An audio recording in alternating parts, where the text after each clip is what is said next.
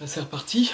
Donc on entame la 5e partie de cette énorme vidéo consacrée à mon avis sur tous les livres de Stephen King. On s'était quitté dans la dernière vidéo sur le 2e tome de La Tour Sombre, Les Trois Cartes, que personnellement j'ai adoré.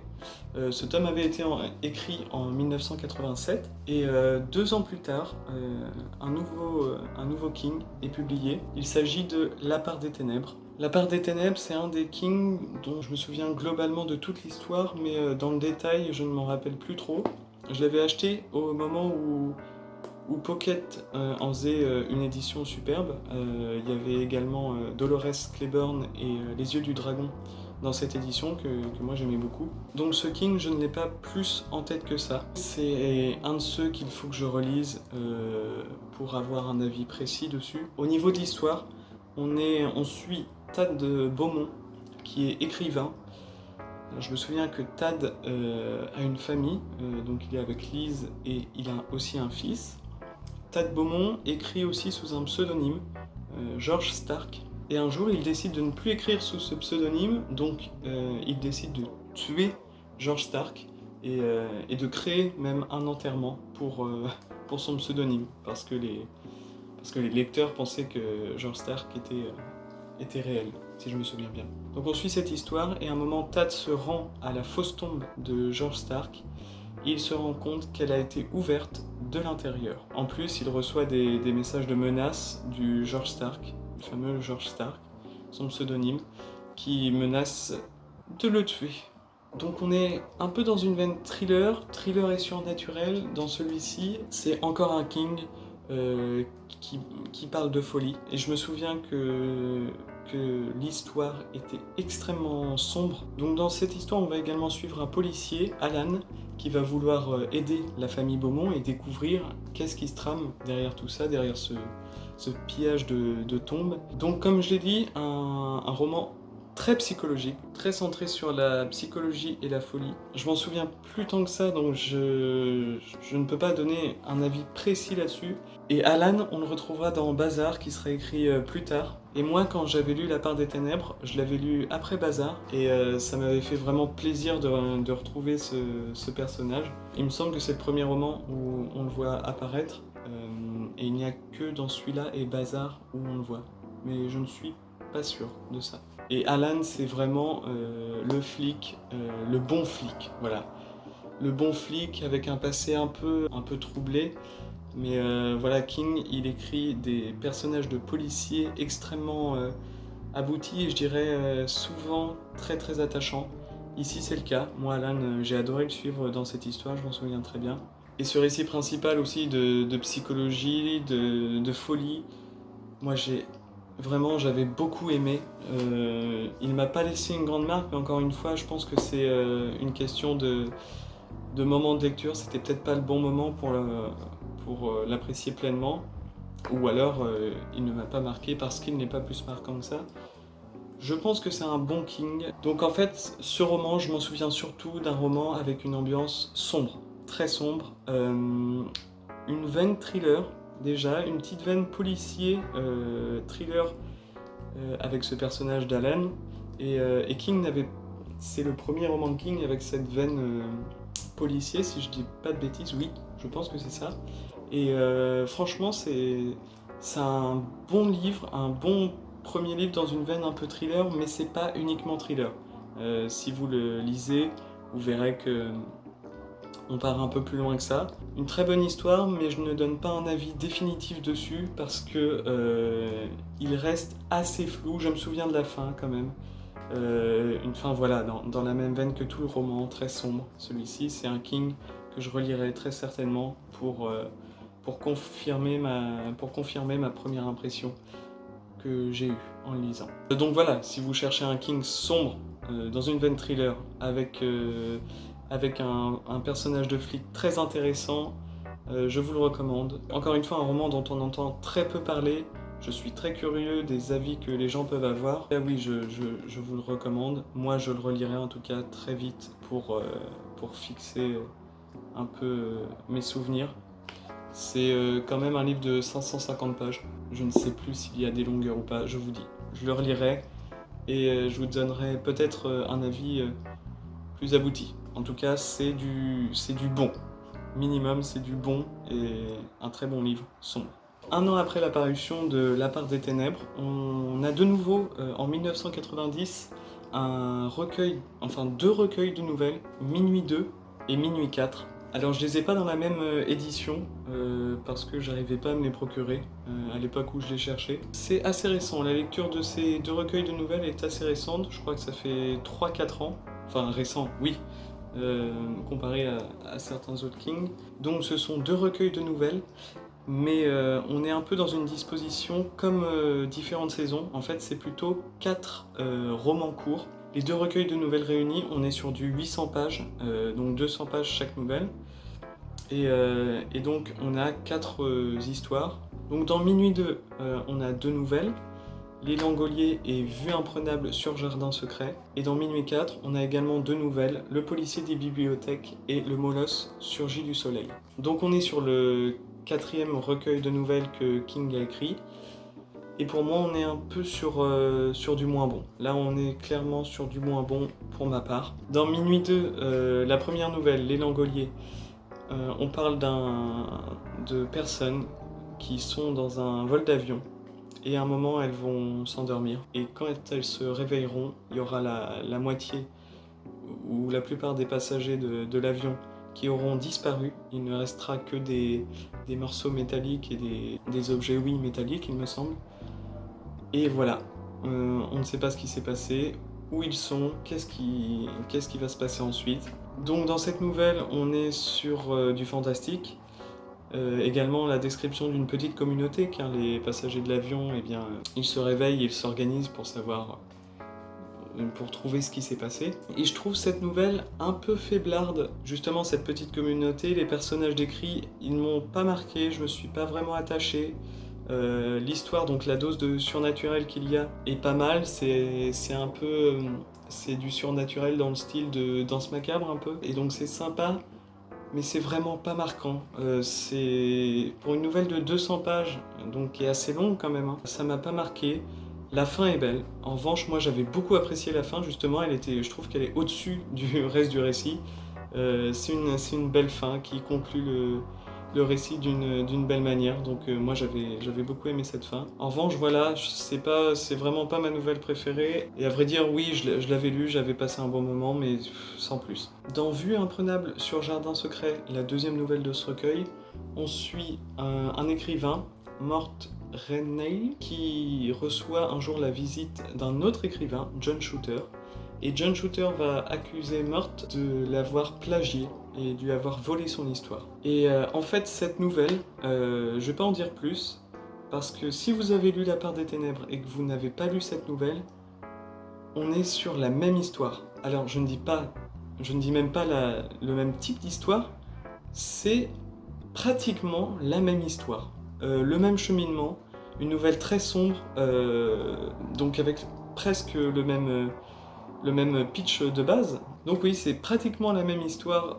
que La part des ténèbres. On est vraiment sur les mêmes thèmes, sur les mêmes fins, pratiquement mêmes fins. C'est juste que c'est moins développé, c'est en nouvelle, mais c'est très bon. Si vous avez peur d'entamer La part des ténèbres et que vous voulez commencer par plus petit, mais dans le même genre, lisez cette nouvelle, Vue imprenable sur Jardin secret, qui est vraiment, je vous dis, la même histoire. C'est sombre, on parle de folie, et voilà, c'est très bon. J'ai plus de souvenirs de cette nouvelle que de La part des ténèbres. Par contre, c'est très sombre. Encore une fois, on est sur une nouvelle très sombre et dans une veine un peu thriller. Donc voilà pour ce qui est de Minuit 2. Donc mitigé au final, une nouvelle moyenne et une nouvelle très bonne. Et ensuite, il y a Minuit 4, donc la deuxième partie du recueil de nouvelles. Dans Minuit 4, on a encore une fois 2 histoires. La première histoire, Le policier des bibliothèques, on suit Sam, qui est adulte. Voilà, je ne sais plus ce qu'il fait exactement comme métier, mais il veut emprunter un livre, donc il emprunte un livre à la bibliothèque, et il va oublier de le rendre. Et comme il a oublié de rendre le livre, eh bien le policier des bibliothèques va lui rendre visite. On est sur une nouvelle, je trouve, extrêmement étrange. C'est pas une excellente nouvelle, c'est une bonne nouvelle, voilà, dans le même style que les Langoliers. Enfin, un peu moins bonne que les Langoliers même. Et en plus, je ne sais pas dans quelle direction va la nouvelle. On a donc une grosse part de fantastique, mais on a aussi une scène terrible, je m'en souviens encore, je peux pas vous dire parce que ça spoilerait une partie de l'histoire, mais en gros, le policier des bibliothèques fait un acte de pédophilie. Et alors la scène que décrit Stephen King est terrible, mais vraiment terrible, moi elle m'avait choqué. C'est décrit et c'est vraiment choquant. On a cette scène et qui n'apporte d'ailleurs pas grand chose au récit, donc un petit bémol là-dessus, je trouve. Donc oui, c'est une scène vraiment terrible qui est décrite et qui est horrible, vraiment horrible. Mais en fait, l'histoire ne parle pas de ça. Surtout qu'après, on part sur du surnaturel. Et là, la dose de surnaturel dans le policier des bibliothèques, j'ai franchement pas aimé. Je me souviens, je l'avais lu, je m'étais dit, ah oui, c'est marrant, non. J'ai pas vraiment aimé ce qui se passe dans le policier des bibliothèques. Déjà le début, il me semble, est très long à commencer. Ensuite, on a cette scène, je vous dis, qui est terrible pour pas grand chose. Et puis l'aspect surnaturel que, voilà, King a fait largement mieux et ça m'a à peine diverti. Donc cette nouvelle est vraiment pas très bonne, je trouve. J'aimerais bien en discuter avec vous, dites-le en commentaire. Si vous l'avez lu, dites-moi ce que vous en avez pensé. Moi, je trouve que c'est pas du bon King. C'est une des nouvelles, voilà, que King n'a pas réussi, qui est pas très bonne. C'est tout. Je vais pas m'étaler là-dessus. C'est juste, moi, je trouve que c'est pas très bon. Voilà. La deuxième nouvelle de ce recueil, c'est le molosse surgit du soleil. Un enfant, Kevin, va acheter un Polaroid. Il va se mettre à prendre des photos et en fait, sur chaque photo, il voit un molosse terrifiant qui se rapproche au fur et à mesure qu'il prend des photos. On est sur de l'horreur un peu plus traditionnelle. Moi, j'avais bien aimé, c'est-à-dire que ça fait un peu penser aux chairs de poule. Voilà, c'est une nouvelle dans le style de chair de poule. On n'approfondit pas vraiment les personnages, on est plus dans l'action. Ça ne fait pas vraiment peur. La fin, c'est la fin que j'aime bien dans ces récits d'horreur. C'est un bon moment, c'est divertissant, cependant, c'est pas profond. Voilà, c'est juste ça, il faut le savoir quand on lit la nouvelle. C'est pas de l'horreur profonde, c'est juste de l'horreur divertissante. Ça fait passer un très bon moment, je me souviens, c'était une nouvelle marrante, mais c'est pas marquant plus que ça. Et en fait, oui, en 100 pages, on a beaucoup d'action, pas beaucoup d'approfondissement des personnages. Si vous lisez du Stephen King, je pense que vous cherchez pas forcément ça, donc sachez-le, si vous voulez lire cette nouvelle. C'est une nouvelle d'horreur assez légère. Et alors un fait marrant, c'est que dans cette histoire, on a un personnage, Pop Merrill, qu'on retrouvera dans un autre roman de King, mais je ne sais plus lequel. C'est un fait un peu marrant, surtout que j'avais lu le roman dans lequel on le retrouve avant celui-ci, donc moi ça avait ajouté du charme à la nouvelle. Donc voilà, au final on est sur un recueil de nouvelles pas très bon, je vous dis, à part Vue imprenable sur Jardin secret qui sort du lot pour moi, et qui est quand même une redite de La part des ténèbres, donc pas originale dans toute l'œuvre de Stephen King. On est sur un recueil de nouvelles assez moyen, enfin très moyen, moi j'ai trouvé, c'est vraiment un des pires recueils de nouvelles, ça me fait mal de dire ça. Je trouve pas que ce soit d'une qualité transcendante, contrairement à ce que King est capable de faire. Et du coup, la plupart du temps, c'est divertissant. Par exemple, dans Les Langoliers et le molosse surgit du soleil, je vous le recommande à moitié. Voilà, si vous voulez lire des nouvelles assez longues, ou alors plutôt des courts romans, lisez Vue imprenable sur Jardin secret, que je vous recommande fort, mais sinon, les autres sont, pour ma part, elles sont un peu oubliables.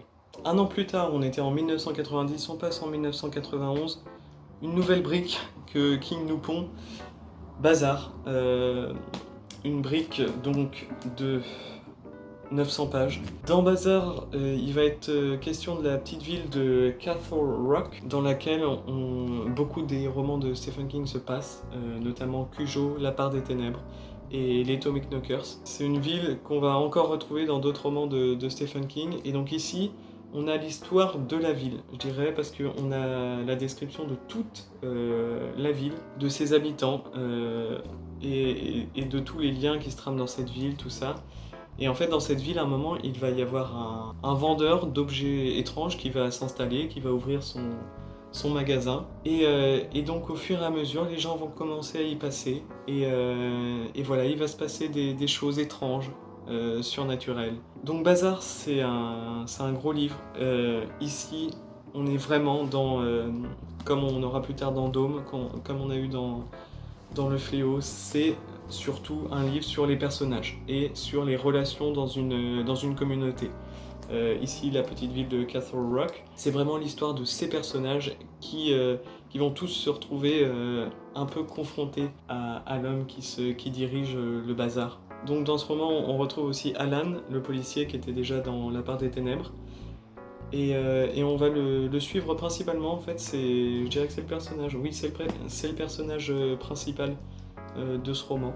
Il va tenter de savoir ce qui se passe, en quoi les événements qui se trament dans sa ville sont liés à ce vendeur, à cet antiquaire qui s'est installé récemment. On parle d'une communauté et on parle des habitants de cette ville. Mais il y a aussi du surnaturel, et la touche de surnaturel, je trouve qu'elle est pas aussi bien faite que dans d'autres King. Voilà. Je dirais que la fin, le surnaturel, il prend vraiment beaucoup de place. Il y a le dénouement, le grand final. Moi, ça m'avait pas plu. Le surnaturel dans cette histoire ne m'a pas plu. En revanche, vraiment pour tout ce qui est installation des personnages, l'intrigue se met en place, tout ça, moi j'avais adoré vraiment Encore une fois, c'est la description des personnages qui est très forte chez... Ce que King fait des personnages, c'est vraiment très fort. Les relations, les complots dans la ville, tout ça, King le décrit mais à merveille, et j'adore quand il fait ça, moi, qu'il parle de ses personnages. Donc voilà, je ne sais plus quelle proportion du livre décrit tout ça, mais en tout cas je crois que c'est la bonne première centaine de pages, si ce n'est 200.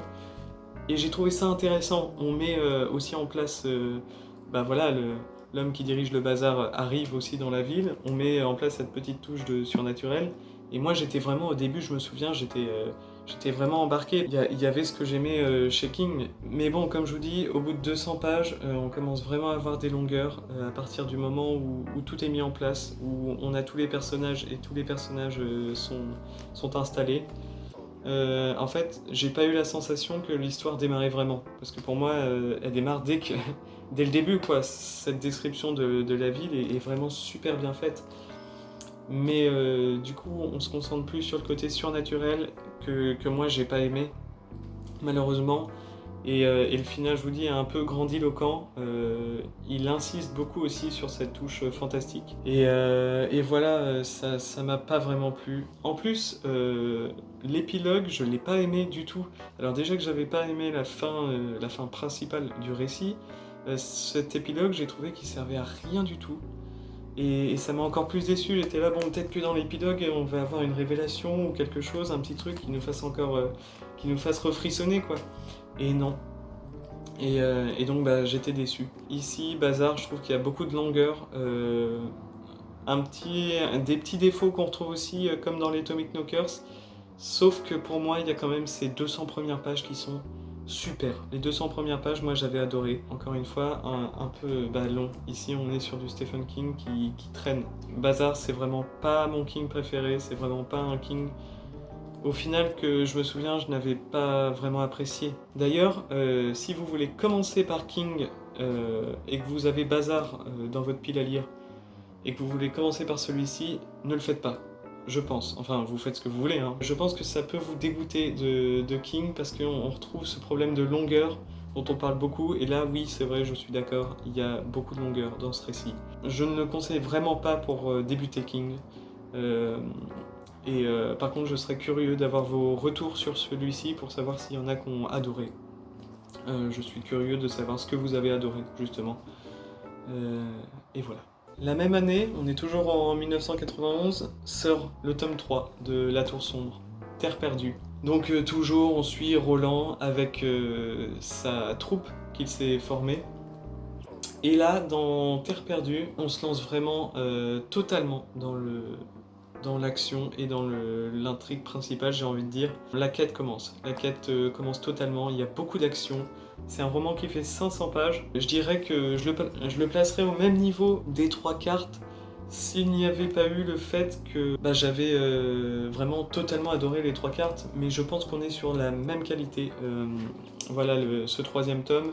On voyage beaucoup. King décrit beaucoup les lieux qu'on visite qui sont vraiment particuliers. Je trouve que quand il fait de la fantasy comme ça, donc on a des mondes spéciaux, hein, comme dans la fantasy, mais King, il le fait vraiment très bien.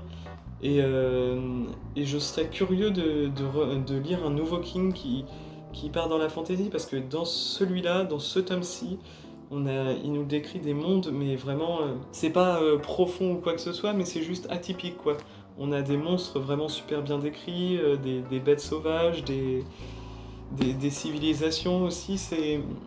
On n'est jamais j'imagine, dans une fantaisie très profonde, hein. On s'attarde pas sur les problèmes politiques des différents villages qu'on croise ou quoi que ce soit, mais en revanche, au niveau de la description des lieux en eux-mêmes, moi ça m'a énormément plu.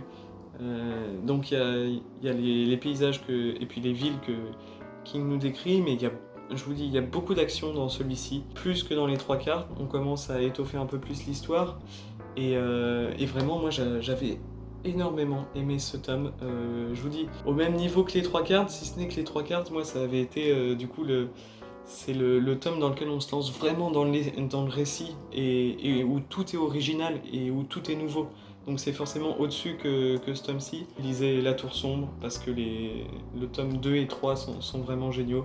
Je me souviens plus précisément de tout ce qui se passe dans ce tome, mais je sais qu'il se passe énormément de choses. Et à la fin, on est dans le suspense. Vraiment, le livre se termine et coupe une action, un moment d'action. Et c'est vraiment haletant, donc moi je me suis directement jeté sur le tome 4. En plus d'être un très bon roman de fantasy avec beaucoup d'action, des personnages toujours attachants, hein, très très attachants. Toute la troupe de Roland est particulière, et moi j'adore la diversité des personnages qu'il a créé dans ce roman. En plus de ça, c'est un véritable page-turner. Je vous dis, moi j'ai adoré le tome 3, quasiment, allez, autant que le tome 2. Là, quand j'avais lu celui-ci, je m'étais dit, bon, il faut absolument que je lise la suite. Et il me semble que j'avais lu tout le reste d'un coup, les 4, 5, 6, 7, 8. J'avais lu les autres tomes d'un coup parce que voilà, j'étais tombé amoureux de cette saga. Et ce qui est bien, c'est que du coup, le premier tome était introductif, le deuxième, ça a été une claque, et le troisième, ça aurait pu retomber, mais non. Pas du tout, on poursuit dans la même veine. Donc voilà, je vous recommande ce 3e tome, et je vous incite à commencer cette saga qui est vraiment très très bonne. Je pense que cette vidéo va être un peu plus longue que les autres, parce que je veux absolument finir par un coup de cœur, et ce coup de cœur il arrive bientôt, mais il y a encore quelques livres avant, donc encore désolé si c'est un peu trop long. On enfile les lunettes, et c'est reparti. Jessie de Stephen King, donc là on est en 1992. Premier roman de King où il y a en personnage principal une femme. C'est important parce que King en a écrit quand même quelques-uns, des romans avec des personnages principaux de femmes. Et à chaque fois, je trouve que moi, en plus, les ayant lus jeune, j'ai trouvé ça en fait formidable. Il me semble que le premier roman de King que j'ai lu et qui avait une femme pour personnage principal, c'était Jessie. Et Jessie, moi, m'avait marqué en plus parce que je l'ai pas lu non plus très jeune, trop jeune. C'est un livre que je ne conseille absolument pas aux plus jeunes qui veulent commencer King. Mais moi, je l'avais lu vers 16 ans, 17 ans, il me semble. Donc c'est d'ailleurs un des King plutôt récents comparé aux autres que j'ai lus. Et pour moi, ça avait été une nouveauté vraiment de lire un roman avec une femme forte, car Jessie, je trouve, est une femme extrêmement forte. Mais peut-être qu'il faut un résumé avant de parler des personnages, non? Dans Jessie, on suit Jessie et Gérald. Gérald qui a des lubies sexuelles et des bizarreries sexuelles. Jessie, elle l'a toujours laissé faire, voilà, parce qu'il n'est pas violent ou quoi que ce soit, donc elle l'a toujours laissé faire. Et un jour, Gérald et Jessie vont dans leur maison de campagne, Et Gerald, il devient un peu plus violent, il fait peur à Jessie dans ses jeux, et il l'attache au lit, donc, et Jessie va se rebeller, elle va se débattre, et en faisant cela, elle va tuer Gerald sur le coup.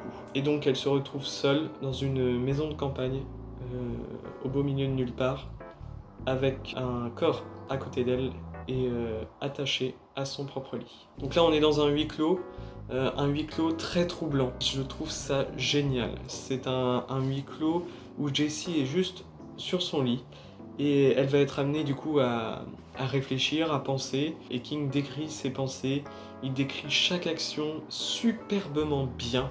Je trouve, moi j'ai été tenu en haleine. À un moment, Jessie, elle doit juste attraper un verre d'eau qui est posé sur son chevet, sauf qu'elle est enchaînée. Et donc pendant, je ne sais pas, 10 pages, King décrit Jessie essayant d'attraper un simple verre d'eau, et moi j'avais été tenu en haleine par cela. C'est tellement bien fait, c'est tellement haletant en fait. Et puis Jessie aussi, à un moment, elle va commencer à avoir peur parce que elle va se rendre compte qu'il y a un inconnu qui vient dans sa chambre la nuit et qui l'effraie. Il se tient dans un coin et il dit rien, et voilà. Donc, un huis clos terrifiant, haletant, alors qu'il ne se passe rien. Enfin, Jessie essaye évidemment de se libérer, mais à part ça, voilà, on ne suit pas d'autres personnages ou quoi que ce soit. On est vraiment dans un huis clos pur et dur. Et alors, encore une fois, un roman très sombre.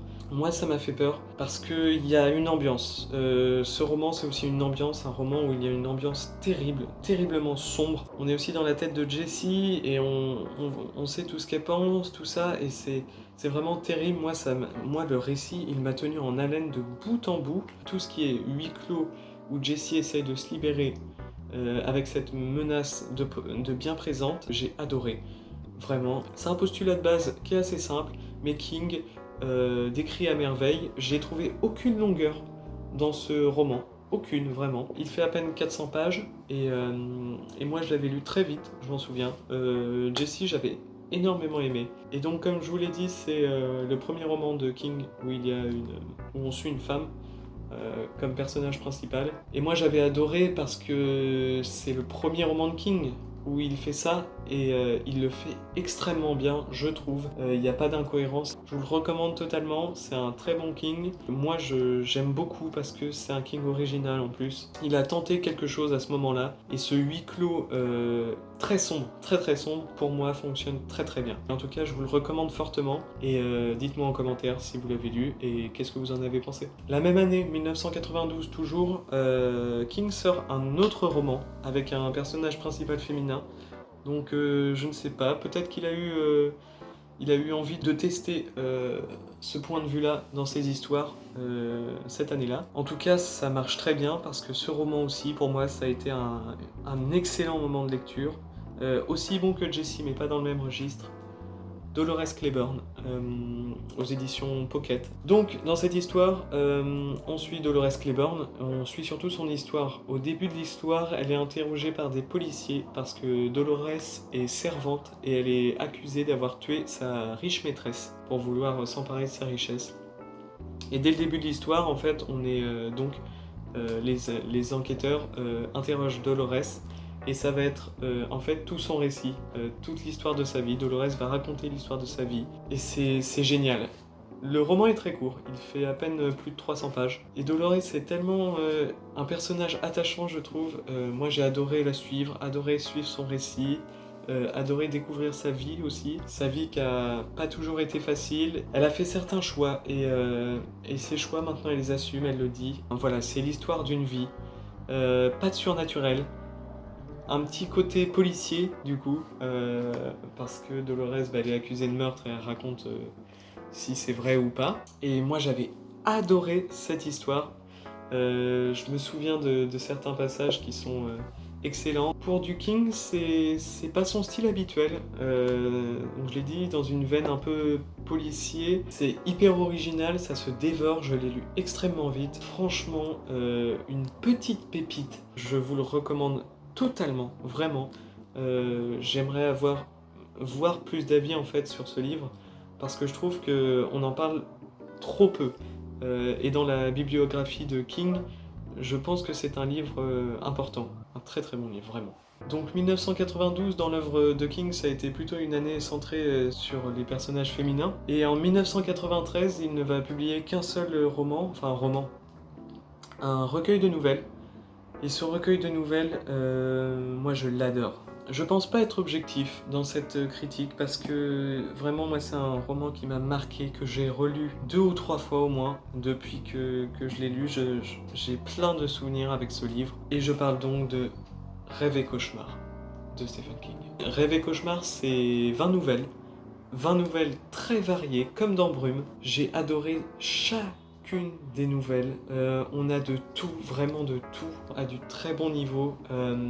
En fait, j'ai retrouvé un peu les nouvelles de Danse Macabre, dans ce que King faisait d'horreur, d'angoissant, de terrifiant, mélangé à Brume et à la diversité de Brume, en fait, dans lesquelles on avait des nouvelles plus variées, qui abordaient des thèmes différents. Là-dedans, on a tout ça. On a vraiment des histoires passionnantes, des histoires qui s'étalent un peu plus, des histoires courtes, ramassées, des histoires à chute, des histoires qu'on n'aurait pas l'habitude de lire chez King. On a aussi un conte, on a plein de choses.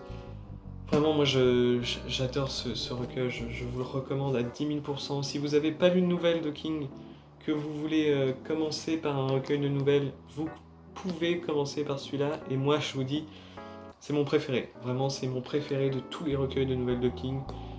En même temps, j'ai énormément de souvenirs avec. Je me souviens l'avoir lu et relu sur la route des vacances. Et à chaque fois, j'étais bluffé. Et dès qu'on s'arrêtait, j'y pensais, je voulais y retourner. Je voulais replonger dans chaque histoire. Chaque histoire me plaisait. Chaque histoire est touchante en un sens ou terrifiante. J'ai envie de dire, lisez-le. Je ne le vois pas assez dans les vidéos concernant King. Ce recueil de nouvelles, pour moi, c'est une sorte de palette de tout ce que peut faire l'auteur. Je voulais faire un avis sur chacune des nouvelles, tellement j'ai aimé ce livre et je voulais vous partager mon engouement pour chacune des nouvelles qui sont présentes dans ce recueil, mais je me dis que ça va être trop long, ça va être beaucoup trop long. En revanche, je suis extrêmement curieux de savoir si vous avez lu ce recueil, et si vous l'avez lu, quelles sont les nouvelles que vous avez préférées, que vous avez détestées. Bref, j'adorerais parler de ce recueil avec vous. C'est un recueil qui m'a marqué, mais personnellement. Je ne sais pas si objectivement la qualité du recueil global c'est totalement parfait, mais il y a tellement d'originalité, tellement de terreur, il y a vraiment des nouvelles qui font peur dans celui-ci, parfois plus que dans Danse Macabre. Et pour moi, c'est un King que je mettrais dans mon top 5 de mes Kings préférés. Parce que, par nostalgie et aussi parce que c'est bon, tout simplement. Donc voilà, c'en est tout de cette 5e partie. Bon, je suis désolé si elle est vraiment très longue, je pense qu'elle va l'être d'ailleurs, mais je voulais finir par ce coup de cœur, ce livre qui m'a énormément marqué durant ma jeunesse et que j'oublierai jamais en parlant de Stephen King. C'est vraiment pas un livre en plus dont on parle beaucoup, hein. Même dans ses recueils de nouvelles, Danse Macabre et différentes saisons sont plus souvent cités. Donc j'espère que ça vous aura plu, comme les autres parties. N'hésitez pas à vous abonner à mon compte Instagram, et aussi à vous abonner tout court à cette chaîne. Je ne l'ai pas encore dit, je crois, dans les autres vidéos. Mais n'hésitez pas à activer aussi la cloche, bla bla bla bla bla. Et je vous dis à très bientôt pour la prochaine vidéo. Bye!